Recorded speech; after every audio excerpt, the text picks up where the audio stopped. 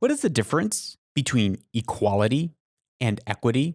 Well, I'm glad you asked. We're going to answer that on the show, along with the death of feminism as we know it.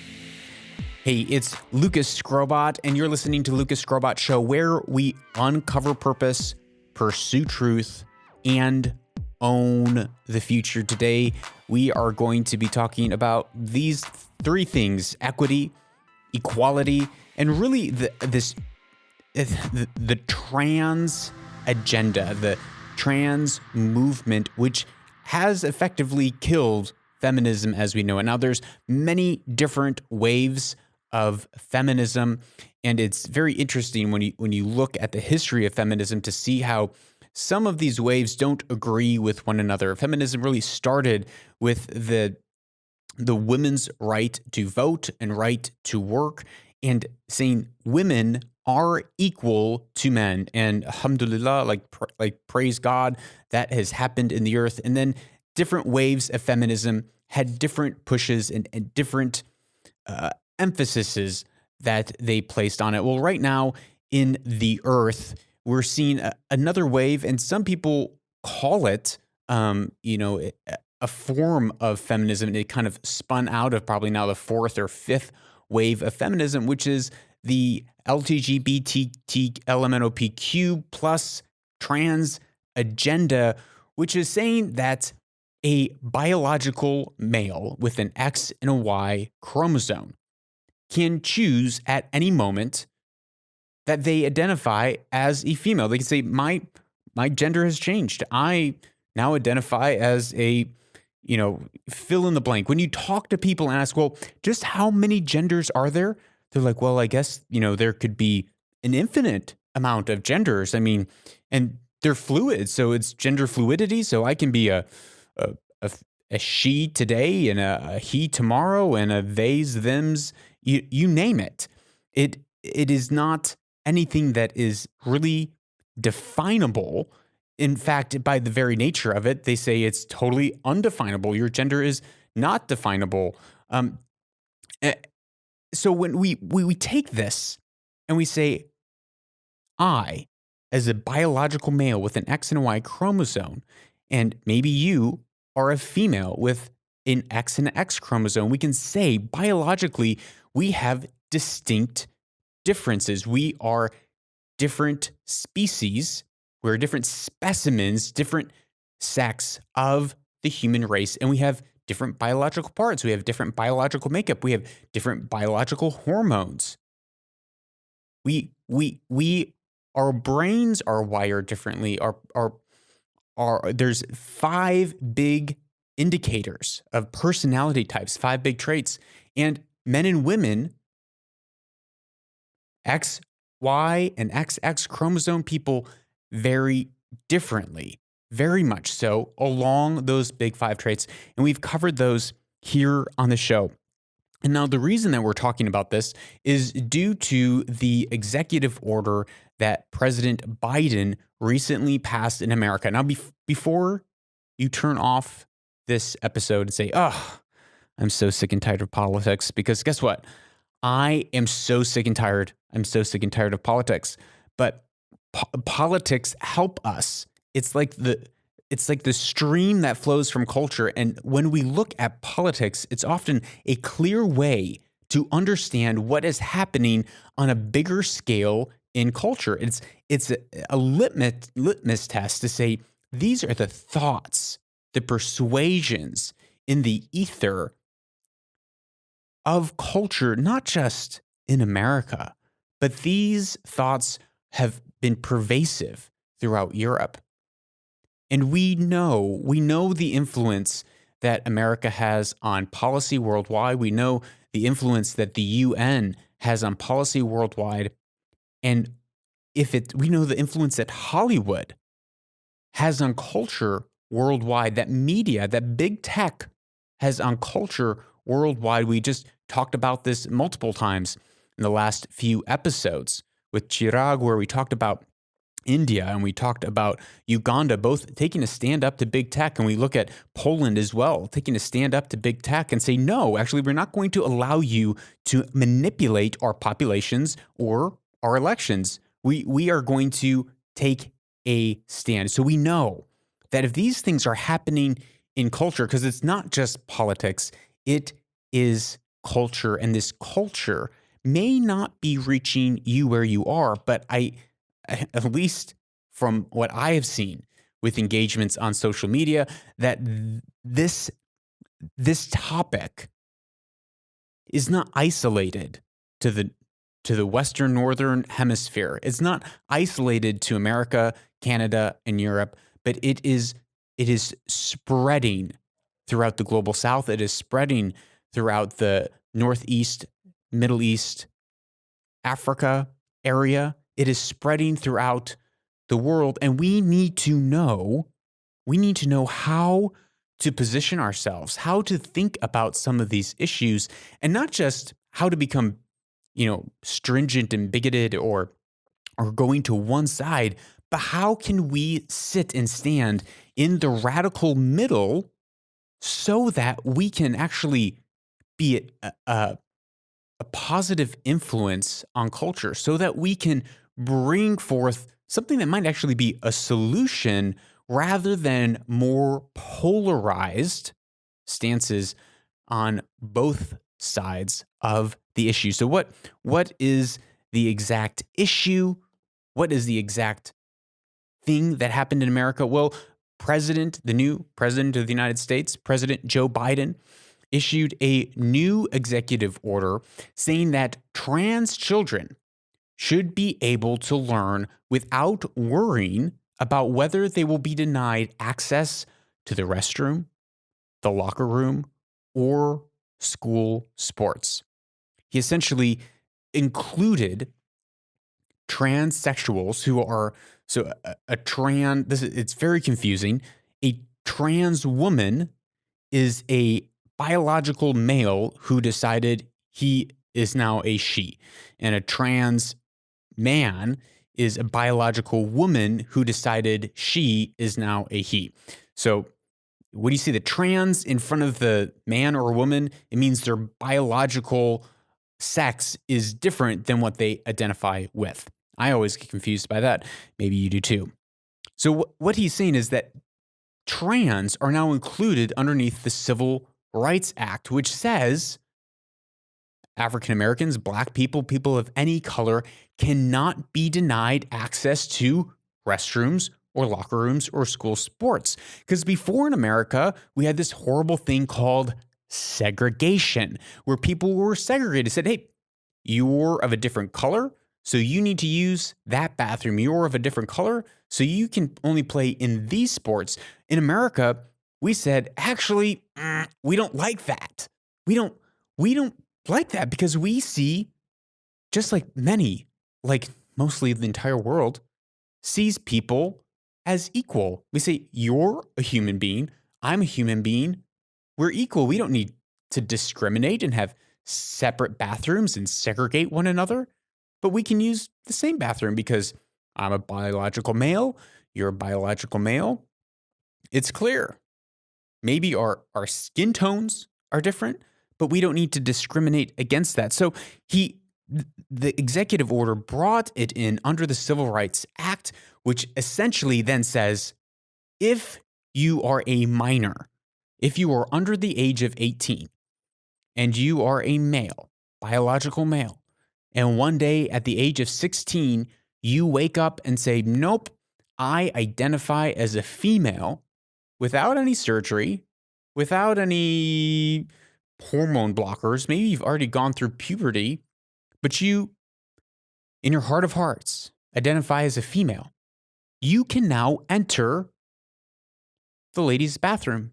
You can now enter the women's locker room. You can now enter female sports competitions. And you can win them all. And if anyone would dare say anything, it will be labeled a hate crime. It would be labeled racism. It would be labeled homophobia or transphobia. Anything you add a phobia to the end of it, and that's what it will be. Speaking out against this probably already or will be labeled as hate and offensive speech, bigoted speech, and unacceptable in society. Now, this is a big issue because in America, and I think most of the world, most of the people that I interact with in the world, and that is vast. It's from Southeast Asia to across Europe, through the Middle East, North Africa. These are the areas of people that I engage with. And everyone that I engage with says, we shouldn't bully. We shouldn't discriminate against these people. And actually, in the United States, it's a law that says, hey, you cannot discriminate and fire someone based on their sexual orientation. So we already have laws, and the American culture has already said, yes, we do not want to be allowed to discriminate against someone based on their sexual identity. So it's already in law. But it is pushing further, and the consequences are quite dire. So this week I received an email from a friend on this topic from a columnist named Andrew Sullivan, who is a left-wing columnist, very liberal, who has a lot of harsh words to say about former President Donald Trump and is very hopeful about Biden, although he thinks he got off to a little bit of a rough start. Now, I've been sending this article around to a few different people because it is so well articulated from a very liberal, centrist point of view that it's not just a right-winged, whatever people are calling right-wingers, alt-right source who just loved President Donald Trump to death, but it's someone from what I view as a very rational center while still being very liberal. And I wanted to read some excerpts from his piece, as it was so great. So he starts with this towards the middle of the article. He says, Biden has also signaled and by executive order has already launched a very sharp departure from liberalism in his approach to civil rights. The vast majority of Americans support laws that protect minorities from discrimination so that every American can have equality of opportunity without their own talents being held back by prejudice. But Biden's speech and executive orders come from a very different place. They explicitly replace the idea of equality in favor of what anti-liberal critical theorists call equity. They junk equality of opportunity in favor for equality of outcomes. Most people won't notice that this is a new concept that has been introduced. Equity, equality, it all sounds the same, but soon they will find out the difference. In critical theory, as James Lindsay explains, equality means that citizen A and citizen B are treated equally, while equity means adjusting shares in order to make citizen A and citizen B equal. Here's how Biden defines equity: the consistent and systematic, fair, just, and impartial treatment of all individuals, including individuals who belong to underserved communities that have been denied such treatment, such as Black, Latino, Indigenous and Native American persons, Asian Americans and Pacific Islanders and other persons of colors, members of religious minorities, lesbian, gay, bisexual, transgender, and queer, LGBTQ plus persons.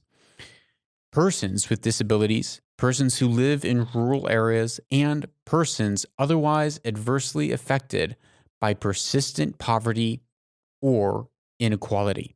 In less tortured English, equity means giving the named identity groups a specific advantage in treatment by the federal government over other groups in order to make up for historic injustice and quote-unquote systematic oppression.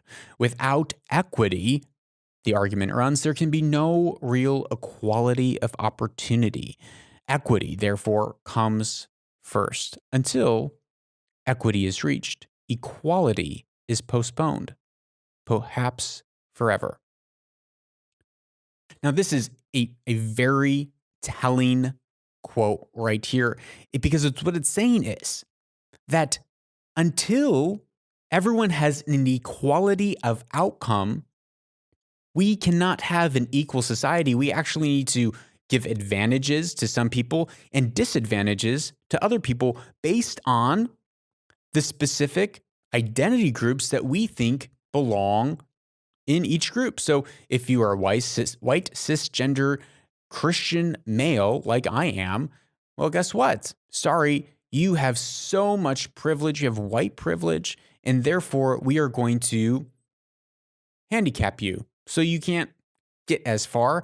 And we're going to take someone else that is not in that category, but in, let's say, they're transgendered. Okay, well, we are going to give them extra opportunity. We're going to treat each group unequally so that hopefully we can have equal outcome. But did you know that people who live near water, near the coast, live about 10% longer than people who lived in landlocked places? So how do we do that?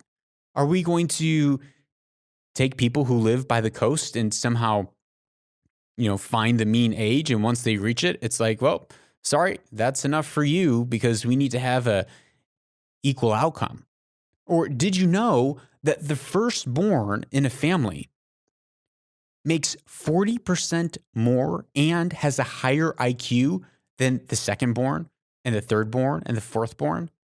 That if you're born first in the same family, you're going to have a better outcome just because of a natural advantage that you happen to have. So how, I ask, if we can't even have that in a single family, if in a family where you have lots of the same genetic traits, you have lots of the same parenting traits, you have lots of the same environment that the kids grow up in, probably going to the same school, how, and if you have differences there, how on earth are we going to ever reach equity among a people in a city or a nation or a neighborhood? How? I'll tell you how. It is not possible. It's just not possible because we are different people who make different choices and will have different outcomes, but that doesn't change the fact that you and I are equal individuals. Here is how Madam Vice President Kamala Harris describes equity versus equality. So there's a big difference between equality and equity. Equality suggests, everyone should get the same amount. The problem with that, not everybody's starting out from the same place. So if we're all getting the same amount, but you started out back there and I started out over here, we could get the same amount, but you're still gonna be that far back behind me. It's about giving people the resources and the support they need so that everyone can be on equal footing and then compete on equal footing. Equitable treatment means we all end up at the same place. Now, this is a very popular clip. It was gone around a lot. You've probably seen it. There's a couple issues with her argument. One of the biggest issues was saying, well, if we're all given the same amount, but we didn't all start in the same place, well, we're not going to all end up in the same place. Now, I can see how that argument can, on its face, make sense, and it feels good, right? It feels good to be like, oh yeah, we're gonna change things, and we're gonna discriminate against some to help others. But part of this premise comes in is when you believe that there is a zero-sum game that's being played. That if I have something that you cannot have something, then, well, of course, if we start off at the wrong place, you can't receive as much as I do. But the issue is that even when we do start off at the same place, even when we're born into the same family, we are going to have different outcomes because we are different people, and equity, an equal outcome, is never reached. But there is a way to help people who maybe don't have the same start in life that others do. So Andrew Sullivan goes on to talk about that. He says, helping level up regions and populations that have experienced greater neglect or discrimination in the past is a good thing. Yeah, I agree. We should help people. Why not? But you could achieve this if you simply focused on relieving poverty in the relevant communities. You could invest in schools, reform policy, target environmental cleanups, grow the economy, increase federal attention to the neglected, and thereby help the needy in precisely these groups. But that would not reflect critical theory's insistence that race and identity trumps class, and that America itself is inherently, from top to bottom, a white supremacist country, and Biden just endorsed that with gusto. So what Andrew is saying here is that, well, it is not just people of certain identity groups, but it's also mostly class. It's based on where you live. You know, in America, there's actually a large amount of white people who live below poverty. So why don't we help the neighborhoods that are impoverished and everyone in those neighborhoods rather than picking and choosing based on identity politics and identity groups in those neighborhoods? Because we are more than just our identity group. Andrew goes on to say the paradox, of course, is that to achieve equity, you have to first take away equality. To achieve equity, you first have to take away equality. For individuals who are born in the wrong identity groups, equity means treating individuals unequally so that groups are equal. How do we know when equity has been achieved? That's a very good question. It seems to me that the only definition of equity that works is that all groups are represented in federal policies in proportion to their share of population, or more so, since equity can also require overrepresentation of those groups to make up for the past. The fact that an individual born, say in the early 21st century, has no personal or moral connection to slavery or segregation, au contraire, is irrelevant. She must pay for the sins of her race. Biden is therefore enforcing Ibram X. Kendi's view that the only remedy to past discrimination is present discrimination. That's right. The only remedy to past discrimination is present discrimination, and he's enforcing it across the entire federal government and any institution the federal government funds. America is no longer about individual freedom, but it is about identity group power and its consistent management by government. Biden's executive order on the LGBTQ+ is also taken directly from critical gender and queer theory. Take the trans question. Most decent people support laws that protect transgendered people from discrimination, which after the Bostock decision is already the law in the land. And the Bostock decision was a court case where a man was fired when he expressed interest in a gay softball league. And so he was fired from his job, he sued, and he won in court saying that a company cannot discriminate based on sexual orientation. But, Sullivan goes on, this is not enough for Biden. He takes the view that the law should go further and insists that trans women who are biological men who've decided they are women are absolutely indistinguishable from biological women. Biden is insisting that trans women are absolutely indistinguishable from biological women, which erases any means of enforcing laws that defend biological women as a class. If your sex is merely what you say it is, without any reference to biological reality, then it is no longer sex at all. It is gender, period. And it's socially constructed all the way down. So with this new law, what is happening is saying, men who say that they're women who identify as a woman in their gender, they are no different than biological women. They're exactly the same.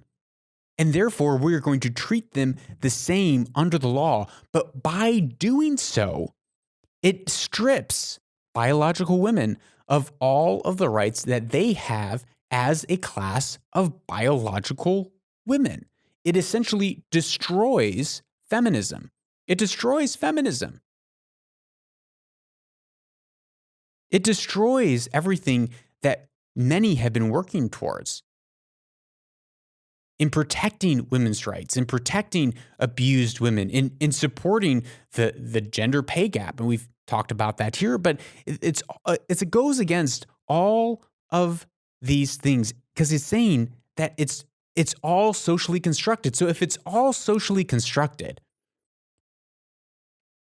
and biology doesn't matter, then science doesn't matter. It's a complete departure from science. He goes on, most of the time, you can ignore this insanity and celebrate greater visibility and protection for trans people. But in a few areas, biology matters. Some traumatized women who have been abused by men do not want to be around biological males in prisons or shelters, even if they identify as women. I think these women should be accommodated. There are also places where we have segregated by sex, like in showers and locker rooms for privacy reasons. I think that allowing naked biological men and boys to be in the same shower as naked biological women and girls is asking for trouble, especially among teens, that is what this law does. It says if a 16-year-old boy identifies as a woman, he is now allowed in the girls' locker room in their high school. But for Biden, this is a non-negotiable, and all objections, this objection right here is a function of bigotry. So if you believe that biological men who one day wake up, or from a young age, it doesn't matter, wake up and say, you know what? I feel like a woman, and therefore I'm going to play in women's sports, I'm going to play in girls' sports, and I'm going to go into the girls' locker room. If you object, you are now a hateful bigot. Sullivan goes on and says, in sports, the difference between the physiology of men and women makes a big difference. Science, guys and girls, science makes a big difference. That's the entire point of having separate male and female sports. In the first place, sure, you can suppress or enhance hormones, but you will never overcome the inherited permanent effects of estrogen and testosterone on childhood and adolescence. Male and female bodies are radically different because without that difference, our entire species would not exist. Meaning we have different organs. Our bodies are different so that we can reproduce and have more kids, so that we can operate in a society together and take different roles and responsibilities as men and as women. Without that, biologically, the human race would not be here today. Replacing sex with gender threatens women's sports for that simple reason. For good measure, Biden also pledges to remove any protection for orthodox religious freedoms and individual conscience in the LGBTQ plus areas in his proposed Equity Act, which repeals the relevant sections of Biden's own Religious Freedom Restoration Act and also makes sex indistinguishable from gender. It makes sex completely indistinguishable from gender. Now, this could seem like a lot of U.S. politics, but this is a huge, if this continues to go forward, this is a huge shift that we could see ripple throughout global culture, global thought, not just in America, not just in Canada, but in Europe, and not just in Europe, but it will trickle over to places like here in the Middle East or in India. Why? Because one, we're connected through media, and two, it's already happening. Already on my feed, I'm seeing people who, because this is now put forward, are saying, well, yeah, maybe that does make sense. Yeah, but well, maybe biological boys who say that they're girls should be able to be in women's sports and should be able to go into the locker rooms. And there is no difference in the science between XX chromosomes and XY chromosomes. And notice at the end there, it's also saying that Biden is planning to strip religious freedoms. So that as a religion, if you're a Christian, if you're a Muslim, you can no longer say, actually, our religion says that this is wrong. Actually, we don't want this trans woman teaching our kids in the synagogue. We don't want this trans woman teaching our kids in the mosques, in the churches. We don't want this. But this is what will come down the pipe. And it doesn't matter who or where you are in America, this will come down the pipe. And if you're not in America, this is what's coming down the pipe of culture. It's already been in the pipe of culture, and we need to know how to deal with it, which is exactly what we are going to do in our next section.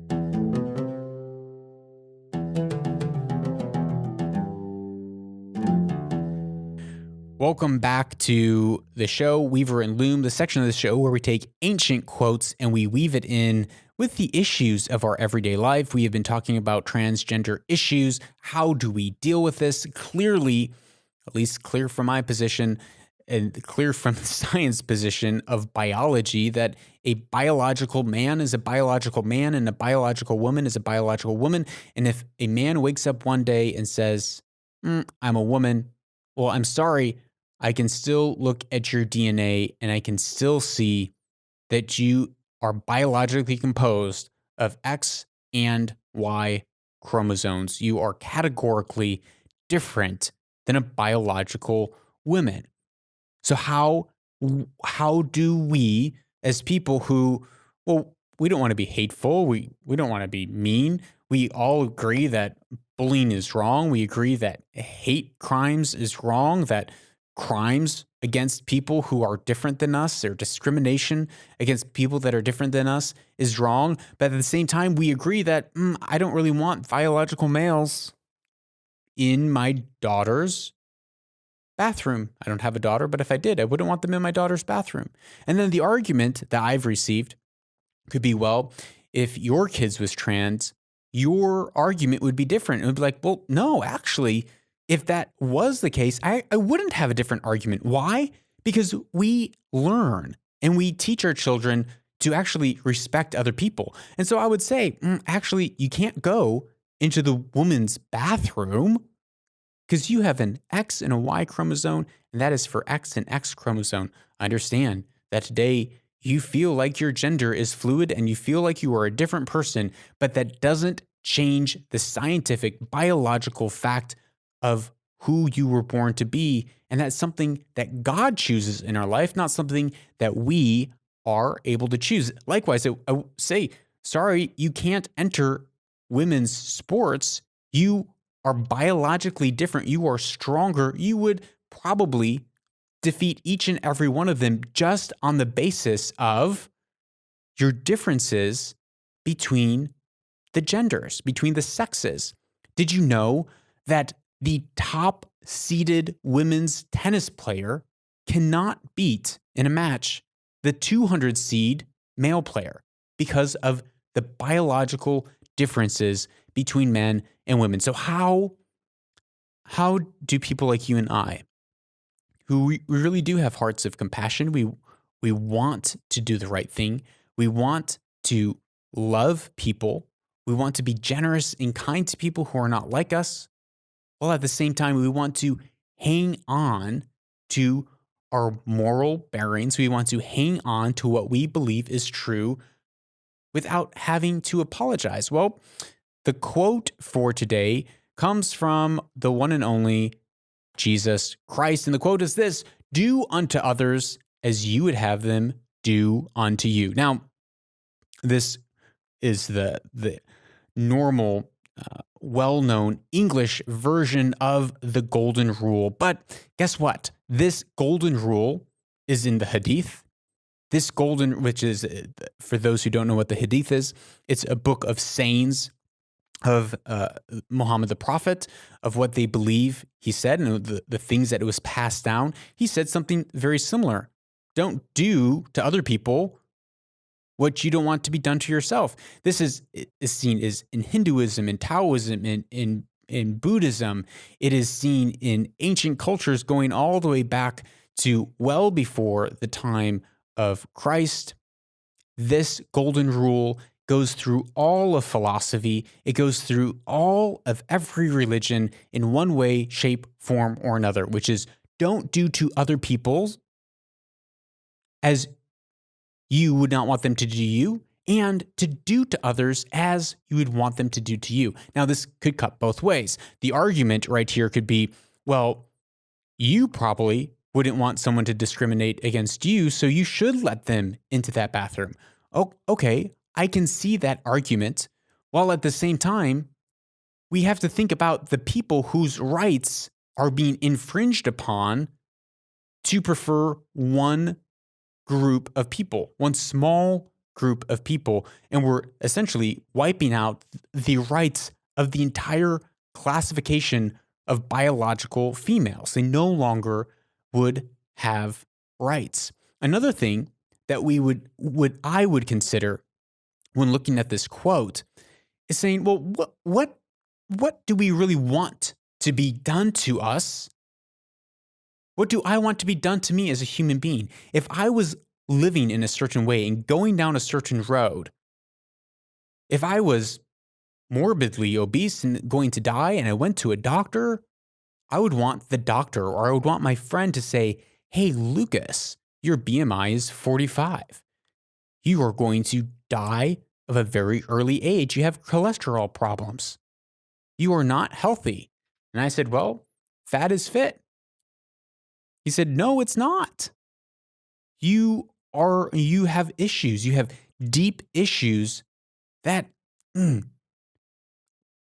need to do something about.